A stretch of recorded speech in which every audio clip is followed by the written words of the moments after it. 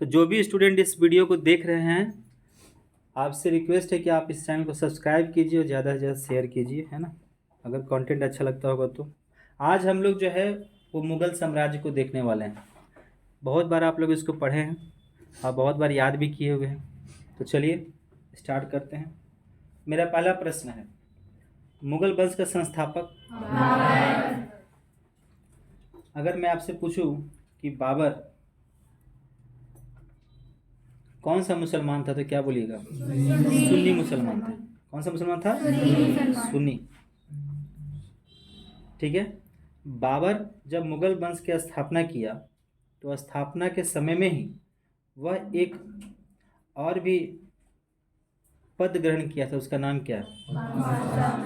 पद पादशाही। ठीक है ना, क्या स्थापना किया था, जिसके तहत शासक को क्या कहा जाता है? बादशाह कहा जाता है। क्या कहा जाता है? बादशाह कहा जाता है। अब अगर आपसे पूछे हम कि बाबर का कार्यकाल बताइए तो आप क्या बताइए? 1526 से 1530। अगर हम आपसे पूछें कि बाबर का जन्म कब हुआ तो क्या बोलेंगे? 14 फरवरी 1483। 14 फरवरी 1483 ईस्वी में हुआ था। बाबर के पिता का नाम उमर शेख। बाबर के पिता का नाम उमर शेख मिर्जा। अगर हम आपसे बात करें कि बाबर फरगाना की गद्दी पर कब बैठा, हाँ, वो तारीख था 8 जून 1494 ईस्वी।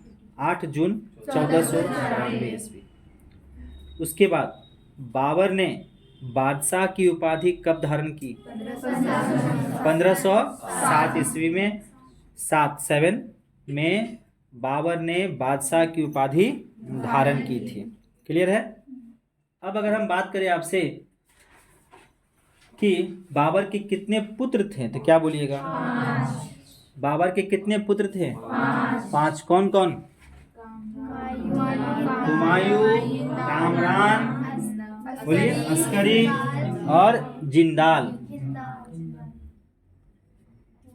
हिंदाल। हिंदाल ना, हाँ। कौन कौन था?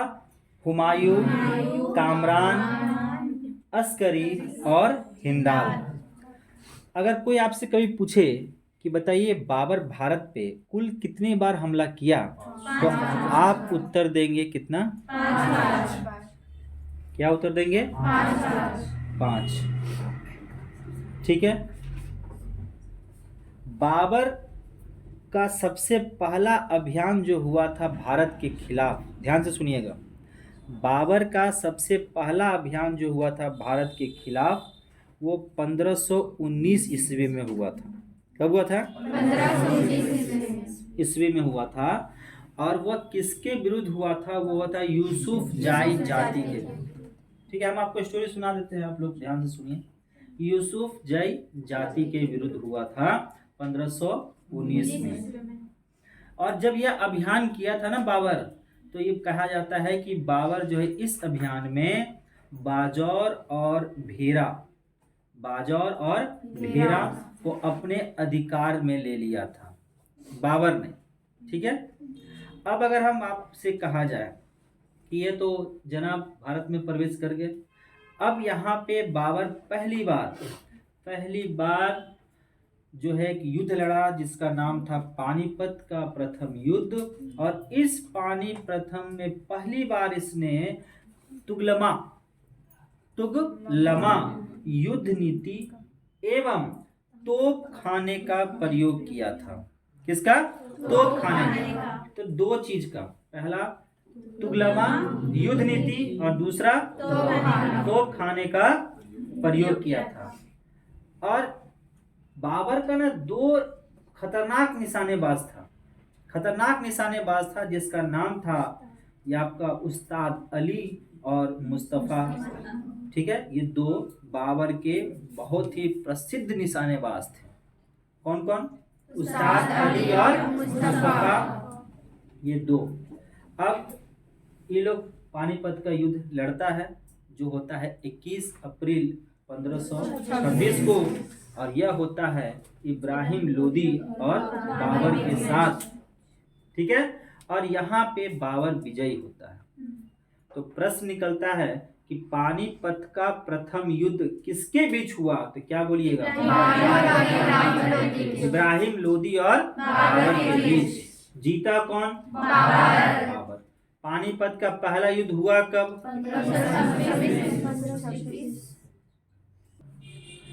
तो हम लोग अभी देख रहे थे पानीपत का प्रथम युद्ध, जो कि 21 अप्रैल 1526 को होता है इब्राहिम लोदी और बाबर के बीच। देखिए, इब्राहिम लोदी मध्यकाल का प्रथम शासक था जो कि युद्ध स्थल में ही मारा गया था। ठीक है, और उसका साथ उसका एक मित्र था जिसका नाम था विक्रमजीत। तो प्रश्न उठता है कि इब्राहिम लोदी का मित्र कौन था जो कि युद्ध स्थल में उसके साथ ही मारा गया? उसका नाम था विक्रमजीत। ठीक है, और विक्रमजीत से आप लोग नाम सुने होंगे, कोहिनूर हीरा सुने हैं ना? कोहिनूर हीरा जो प्राप्त किया हुमायूं जो प्राप्त किया, वो कोहिनूर हीरा विक्रमजीत के परिवार से ही प्राप्त किया था उसके मरने के बाद। बाबर तो बाबर ही था। बाबर अपनी कहा जाता है कि इसको बाबर का जो उदारता था उसके कारण इसको कलंदर की उपाधि दी गई थी। किसकी उपाधि? कलंदर की उपाधि दी गई थी। बाबर जो है तमगा, ध्यान सुनना, तमगा नामक टैक्स था। क्या था? टैक्स, कर, वो मुसलमान लोग के लिए फ्री कर दिया था। तो प्रश्न आएगा कि तमगा किस शासक ने मुसलमानों के लिए फ्री कर दिया था? तो वो कौन था? बाबर। अब वहीं पे हम बात करें कि एक युद्ध होता है खानवा का युद्ध। ध्यान से सुनिएगा। पानीपत का पहला युद्ध लड़ा गया इब्राहिम लोदी और बाबर के साथ। वो लड़ा गया 21 अप्रैल 1526 को। अब आते हैं खानवा का युद्ध। खानवा का युद्ध लड़ा गया 17 मार्च 1527 17 मार्च 1527 को। और कहा जाता है कि खानवा के युद्ध में राणा सांगा के खिलाफ यह युद्ध लड़े और इसमें भी बाबर विजय हुआ। बहुत ही खतरनाक था ये।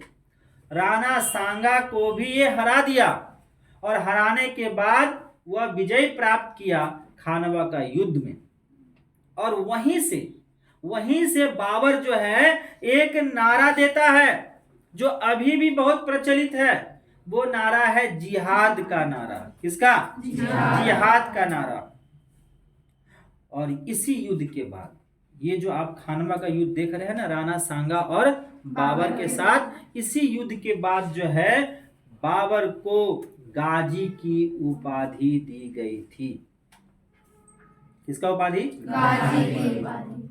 तो जिहाद का नारा बाबर ने किस युद्ध के बाद दिया? खानवा का युद्ध। खानवा का युद्ध कब लड़ा गया? 1527। किसके साथ लड़ा गया? कहा जाता है कि 30 जनवरी 1528 ईस्वी को राणा सांगा को जहर दे दिया गया, जिसके कारण राणा सांगा की मृत्यु हो गई। ठीक है, तकरीबन बाबर के बारे में यह बात है कि तकरीबन बाबर 48 वर्ष की आयु 48 वर्ष की आयु में 26 दिसंबर 1530 ईस्वी को इसकी जान चली जाती है। मतलब ये मर जाता है। और वह जगह कहाँ रहता है जहाँ पे इसकी मृत्यु होती है? वो था आगरा। कहाँ? आगरा। अब देखो, मरने से पहले बाबर के बारे में 4 युद्ध बहुत फेमस है। तो अभी 2 युद्ध का तो जिक्र किए हम लोग। पहला पानीपत का और दूसरा खानवा का। 2 और युद्ध है जिसको कहते हैं चंदेरी का युद्ध और घाघरा का युद्ध। चंदेरी का युद्ध जो होता है 29 जून 1528 को मेदिनी राय और बाबर के बीच, और घाघरा का युद्ध जो होता है 6 मई 1529 को अफगानों एवं बाबर के बीच। और देखो चारों युद्ध में विजयी होता है, ऐसा नहीं कि कोई युद्ध में हार गया, चारों युद्ध में विजयी। यानी कि पानीपत का प्रथम युद्ध में भी बाबर जीता, खानवा का युद्ध में भी बाबर जीता, चंदेरी का युद्ध में भी बाबर जीता, और घाघरा का युद्ध में भी बाबर जीता। पानीपत का युद्ध होता है बाबर और इब्राहिम लोदी, खानवा का युद्ध होता है राणा सांगा और बाबर, चंदेरी का युद्ध होता है मेदिनी राय और बाबर, और घाघरा का युद्ध होता है अफगानों और बाबर के बीच। ठीक है, क्लियर, याद हो रहा है?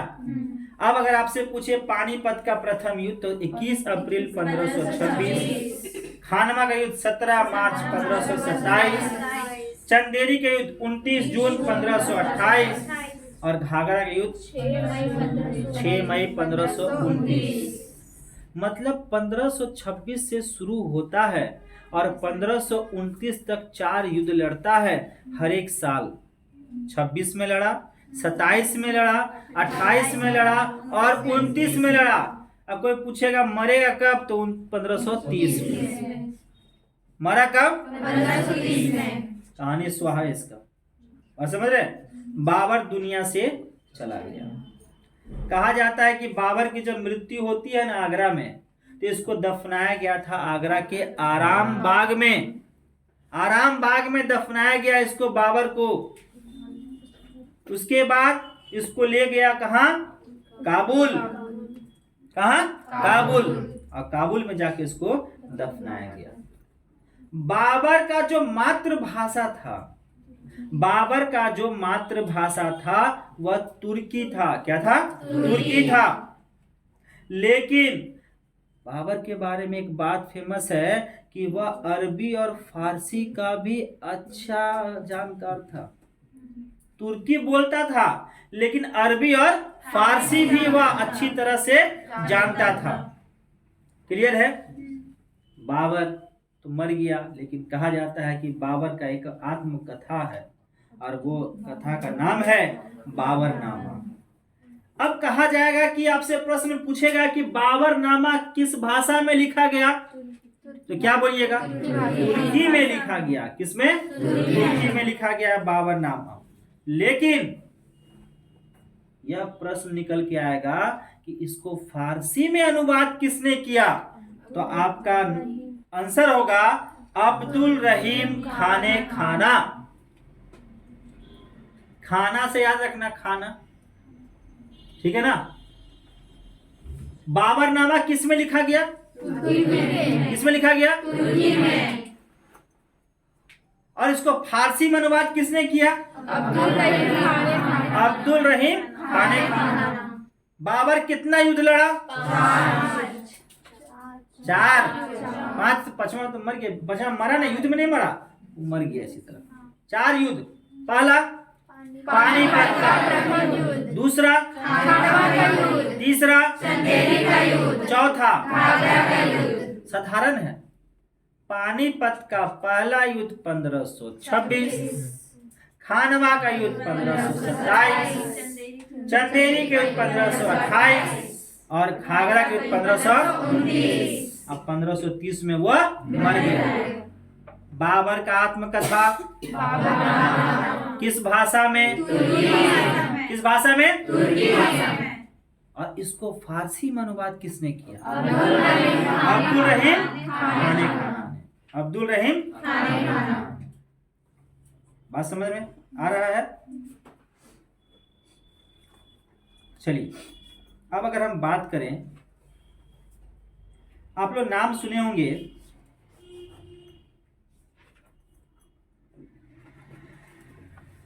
चार बाग। कितने लोग सुने इसको नाम, हाथ खड़ा कीजिए। 4 बाग किसने इसकी शुरुआत की थी, इसकी परंपरा की शुरुआत किसने की थी, अकबर ने। याद रखिएगा, ठीक है। अब इससे ज्यादा आपको बाबर के बारे में जानने की आवश्यकता नहीं है। फिर बाबर का एक और चीज पूछ सकता है कि बाबर का उत्तराधिकारी कौन होगा, तो हाँ हुमायूं। लेकिन उससे पहले आपको यह ज्ञात रखना होगा कि बाबर का बेटा कितना कितना 4, कितना 4। पहला हुमायूं, दूसरा कामरान, तीसरा अस्करी, चौथा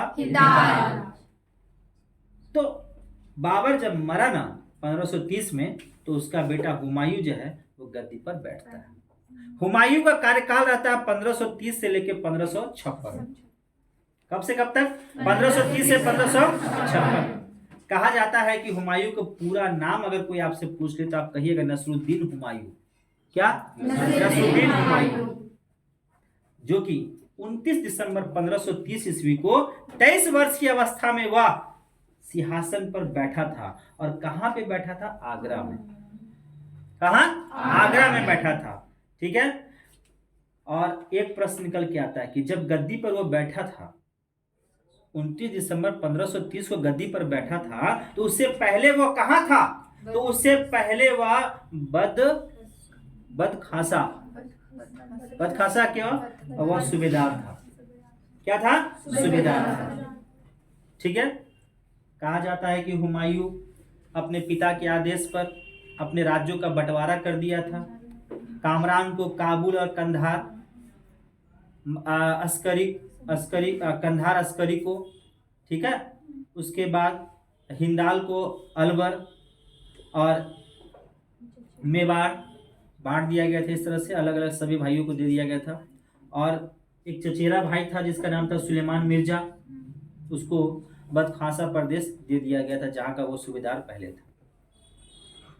हुमायूं के बारे में एक बात, बहुत इंटरेस्टिंग चीज आपको बता देते हैं, और ये हमेशा प्रश्न पूछा जाता है कि हुमायूं ने एक नगर की स्थापना की थी। उस नगर का नाम था दीन बना। क्या नाम था? दीन बना। और ये स्थापना किया था 1533 ईस्वी में। कब किया था? 1533।